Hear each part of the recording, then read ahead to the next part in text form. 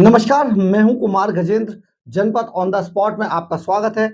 हमारे एक दूसरे social media platform podcast with Kumar Gajendra में भी आपका स्वागत है। दिल्ली के अंदर अरविंद केजरीवाल की गिरफ्तारी को लेकर घमासान मचा हुआ है, लेकिन सबसे बड़ा घमासान आपको बता दें किस बात पर मचा है।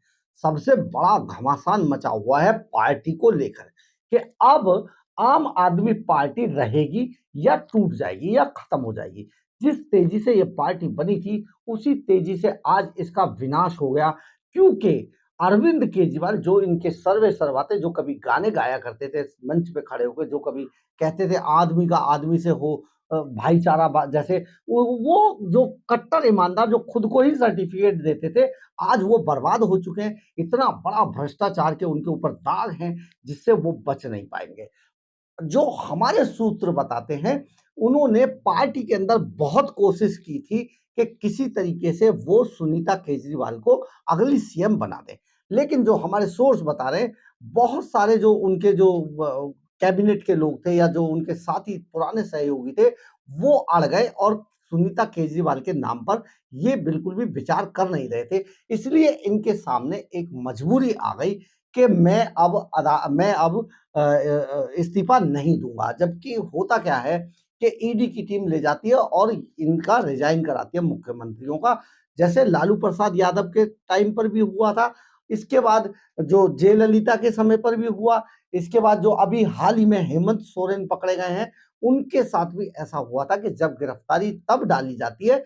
नियम ये कहता है, कानून ये कहता है कि गिरफ्तारी डालने से पहले ईडी की जो टीम है या जो भी जांच एजेंसी की टीम है, वो मुख्यमंत्री को उपराज्यपाल के पास ले जाती है, राज्यपाल के पास ले जाती है। वहां पर उनका इस्तीफा कराया जाता है, उसके बाद गिरफ्तारी जाती है। लेकिन अरविंद केजरीवाल को किसी पर भरोसा नहीं है और वो हर हाल में अपनी पत्नी सुनीता केजरीवाल को, जो मैडम सीएम के नाम से जानी जाती है पार्टी के अंदर, उनको बनवाना चाहते थे मुख्यमंत्री। तो इसलिए अब वो अड़ज गए हैं कि मैं इस्तीफा नहीं दूंगा, यानी कि मुख्यमंत्री रहते हुए ही वो तिहाड़ जेल में जा रहे हैं।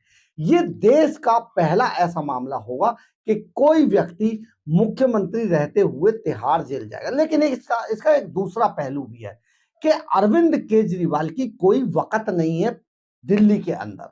जो दिल्ली का एक्चुअल में एडमिनिस्ट्रेटिंग जो मालिक है, जो एडमिनिस्ट्रेटर है दिल्ली का, वो दिल्ली के राज्यपाल हैं। उपराज्यपाल, सॉरी, उपराज्यपाल जो है वो दिल्ली का मालिक है यहाँ पर। और अभी कल तक उनकी एंट्री इस पूरे एपिसोड के अंदर हो जाएगी।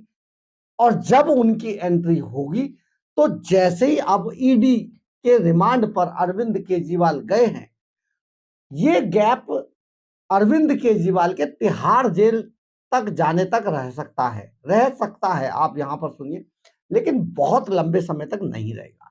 अचानक जो उपराज्यपाल की एंट्री होगी और उपराज्यपाल कहेंगे कि या तो आप अपना मुख्यमंत्री बनाइए, नहीं तो आपातकाल लगा दिया जाए।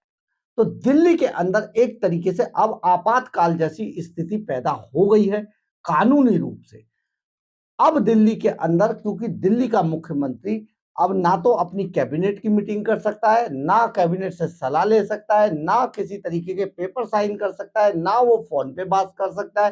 तो दिल्ली का मुख्यमंत्री, क्योंकि तिहाड़ जेल का कैदी है, आप समझिए तिहाड़ जेल के अंदर अंडर ट्रायल कैदी है दिल्ली का मुख्यमंत्री, इसलिए उनको सारी सुख सुविधाएं नहीं मिलेंगी।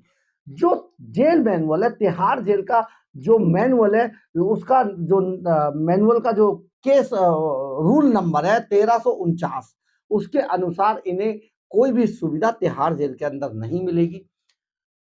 ऐसे में सरकार कैसे चलेगी, बड़ी बात है। लेकिन सरकार जो चलाने का जो जिम्मेदारी है, वो उपराज्यपाल के ऊपर ही है। यानी कि कल तक अचानक, या आज रात या कल तक अचानक उपराज्यपाल की एंट्री भी होगी इसमें, और उपराज्यपाल कहेंगे या तो इमरजेंसी लगा देते हैं, अदरवाइज आप अपना मुख्यमंत्री बताइए। तो जब ऐसी स्थिति आ जाएगी और बहुत सारे नेता जो अभी अरविंद केजरीवाल का विरोध कर रहे थे, उन नेताओं को जब लगेगा कि पार्टी टूटकर बिखर जाएगी, इसलिए अगर बचाना है तो सुनीता केजरीवाल का नाम लेना होगा, तो अभी ये नेता अरविंद केजरीवाल को बताएंगे कि वो सुनीता केजरीवाल के नाम पर एग्री है। इसके बाद अरविंद केजरीवाल तुरंत रिजाइन करेंगे और सुनीता केजरीवाल को मुख्यमंत्री चुन लिया जाएगा। ये पूरा एपिसोड अब इस तरीके से होने वाला है, यानी कि अरविंद केजरीवाल अभी ये प्रेशर अपने ही लोगों पर बना रहे हैं कि अगर आपको सरकार में रहना है और सरकार चलानी है तो मुख्यमंत्री तो अब सुनीता केजरीवाल बनेंगी, क्योंकि संजय सिंह ने उनका नाम पहले ही मैडम सीएम रख दिया है। तो मैडम सीएम तो अब सीएम बन के रहेंगी। या तो आप पार्टी बचा लीजिए, अदरवाइज यहां पर राष्ट्रपति शासन लग जाएगा।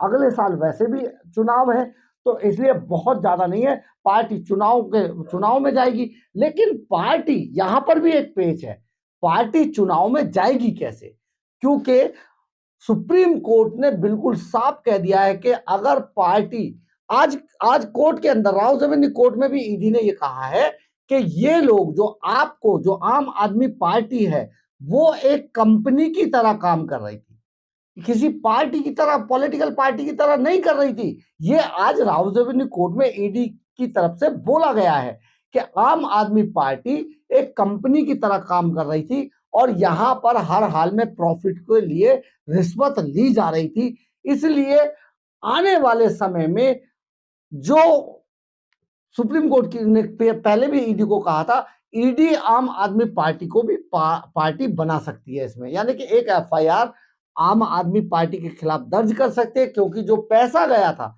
जो 100 करोड़ रुपया था, वो आम आदमी को गया था।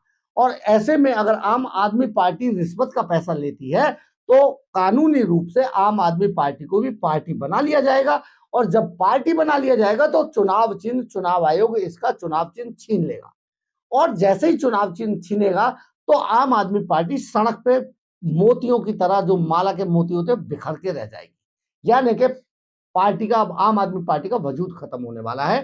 तो ये जो पूरी प्रक्रिया है, ये सब कानूनी प्रक्रिया है, बहुत जल्दी आपको सामने आएगी। आप इस खबर को देखिएगा और याद कीजिएगा जब ये ऐसा होगा, क्योंकि हमने जितनी भी खबरें आप तक पहुंचाई, जितनी भी खबरें हम आपके संज्ञान में लाए, वो सब ऐसे ही हुआ। बहुत सारे लोग, हमारे साथी कहा करते थे कि अरविंद केजरीवाल गिरफ्तार नहीं हो सकते। हमने डंके की चोट पे कहा कि गिरफ्तार होना ही होगा, हमेशा बोला, और लास्ट में अरविंद केजरीवाल गिरफ्तार हुए। कल जिस तरीके का पूरा एपिसोड चला, सारी चीजें चली, ये भी कहा गया था आम आदमी पार्टी की तरफ से कि सड़कों पे हम क्या से क्या कर देंगे, कुछ नहीं हुआ। आज आम आदमी पार्टी के कार्यकर्ताओं के नाम पर भी कुछ भी नहीं था। जो टीवी चैनलों के कैमरों में जो दिखाई दे रहा था, हम खुद वहां पर सड़कों पर मौजूद थे, टीवी चैनलों के जो कैमरों में दिखाई दे रहा था वो एक दो स्पॉट की तस्वीरें थी, और उनसे ज्यादा पुलिस थी। जो आम आदमी पार्टी के कार्यकर्ता थे उनसे ज्यादा पुलिस थी। इसके अलावा आपने देखा होगा कि जो अन्ना आंदोलन हुआ था, उसके बाद जब अरविंद केजरीवाल, मनीष सिसोदिया, इन सबकी जब गिरफ्तारी हुई, इनको जब तिहाड़ जेल लेके जाया गया, तो लाखों की तादाद पे लोग सड़कों पर बैठे थे, तिहाड़ जेल का पूरा रास्ता घेर लिया था, और वहां से जब वापसी हुई इनकी, तो एक ऐसा माहौल था जैसे कि पूरे देश के अंदर अब अरविंद केजरीवाल से बड़ा नेता कोई नहीं होगा। लेकिन आज इतने सालों के बाद अब अरविंद केजरीवाल के लिए 4 लोग नहीं थे रात के अंदर, अब अरविंद केजरीवाल का कोई नाम लेने वाला नहीं है। अगर हैं तो जो कैबिनेट के लोग हैं सिर्फ प्रेस कॉन्फ्रेंस कर रहे हैं, ये नहीं, हमने ये गलत कह दिया।